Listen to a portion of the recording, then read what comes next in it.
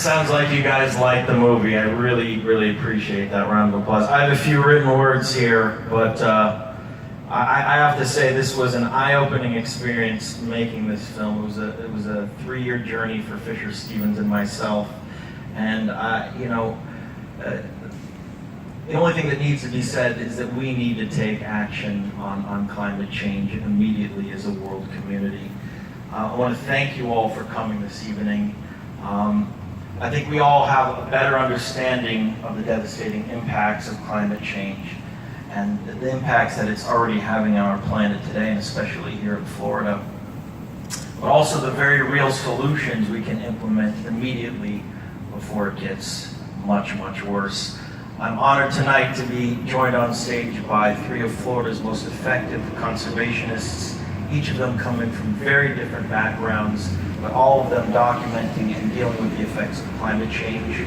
Kenny Broad, an environmental anthropologist, who along with the late underwater photographer Wes Skiles was named National Geographic's Explorer of the Year in 2011 for his extraordinary achievements in documenting the blue holes of the Bahamas.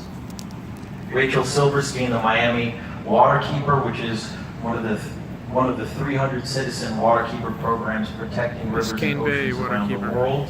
And of course, Philip Levine, who's been a true climate hero. You're mayor of Miami. Miami Beach. A very successful entrepreneur and businessman who has seen firsthand what is good for the region's environment is also good for the economy. We all need to elect leaders who believe in modern science, who believe in empirical truths, and who believe in facts like climate change. The science of man-made climate change is something that can no longer be argued. We cannot afford to wait a moment longer. As you know, Florida is a battleground state, a state that will feel the consequences of climate change firsthand, and you all here tonight have the power to elect leaders who will not only make a difference in your home state, but also help this entire country set an example for the rest of the world to follow. As you can see from the film tonight, the scientific community has spoken, the consensus is in, the argument is now over, and it's time for us to really speak up and take action, and we can do that with our vote. So please, this November, do not forget to vote and make a difference. So with that, please let us begin. Ladies and gentlemen, let me also introduce our director, Fisher Stevens.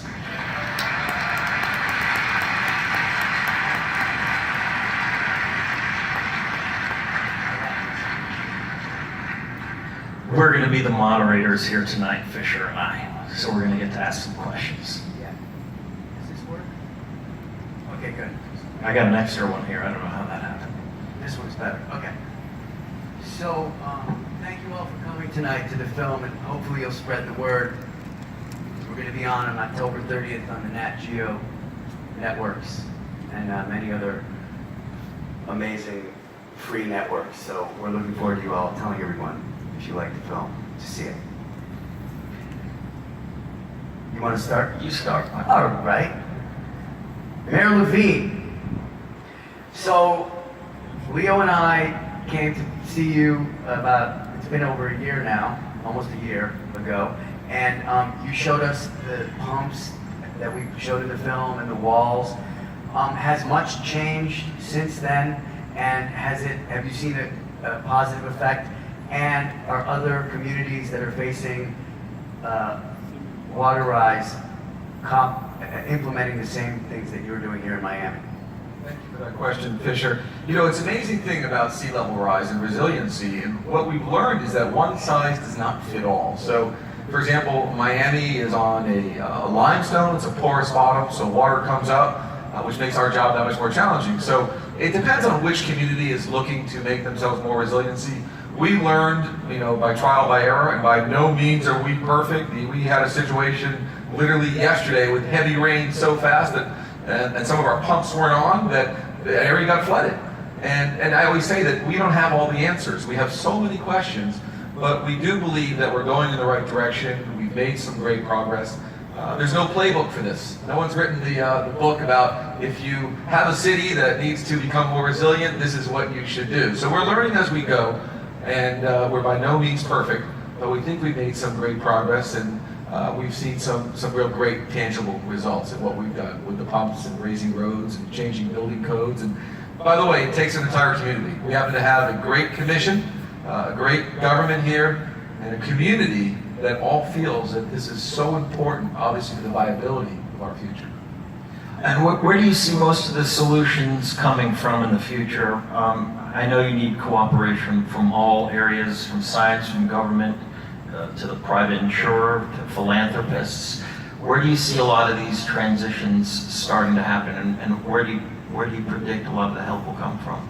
Well, Leo, I think that a movie like that you and Fisher created is so helpful to our community because you're bringing huge awareness, and awareness is such an important part of what we're doing because we're putting out this money ourselves. You know, this is hundreds of millions of dollars. Our community is paying this ourselves. We need state and federal help.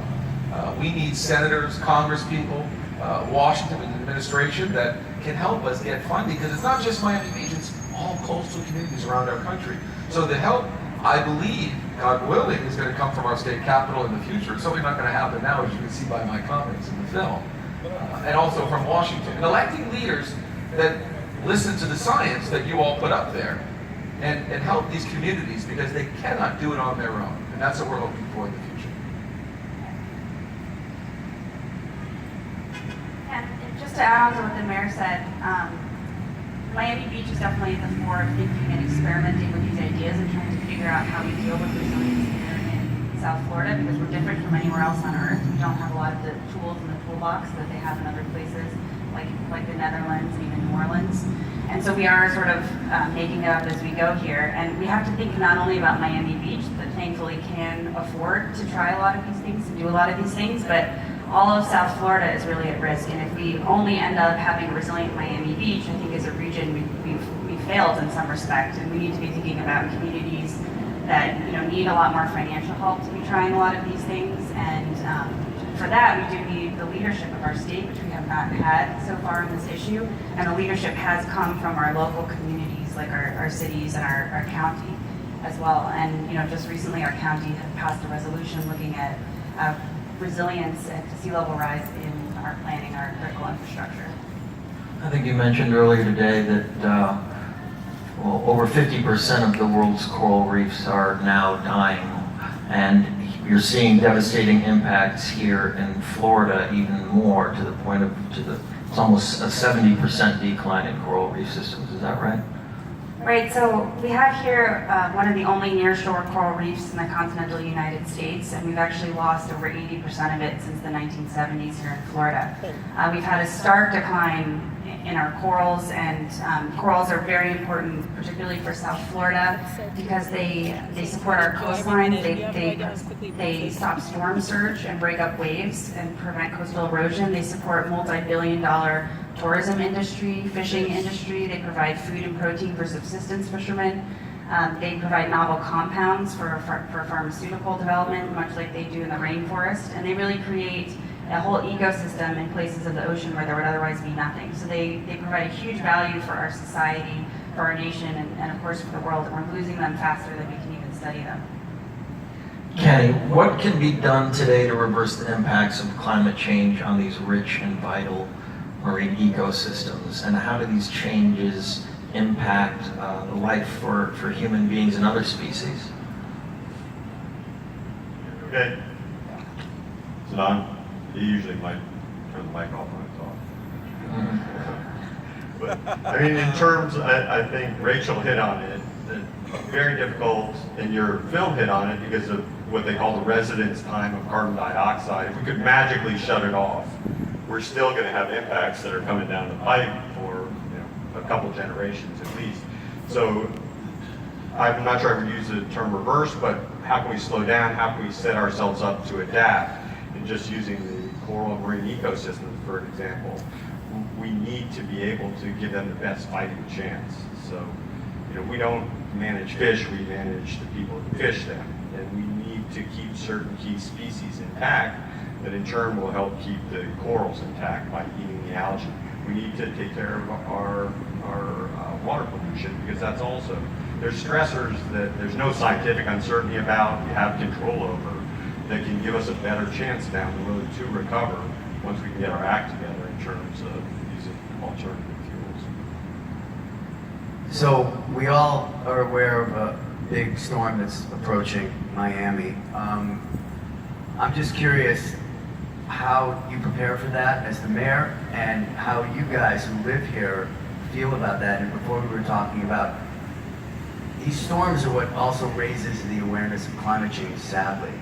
And do people in Florida equate hurricane and climate change?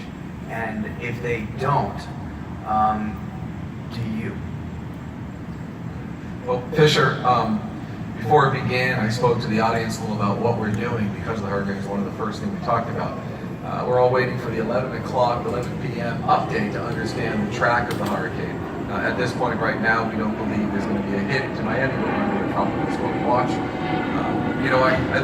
Sometimes I say I think I've become like the biblical mayor, because it's like, we have flooding, we have locusts, we have storms. It's kind of like, what's next? And of course, Zika is the locust. I kind of refer to him as the locust. And it's almost like we think, well, something must be causing these things.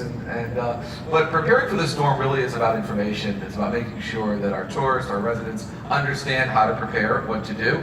Our city government has been preparing for the last 48 hours. We had meetings all day today, making sure that all services, vital services will be provided, working with the county.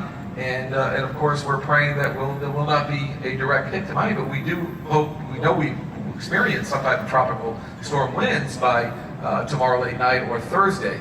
And that's something which we think will probably be inevitable because of the size of this hurricane itself. But do people actually equate it with climate change? I'm not so sure they do.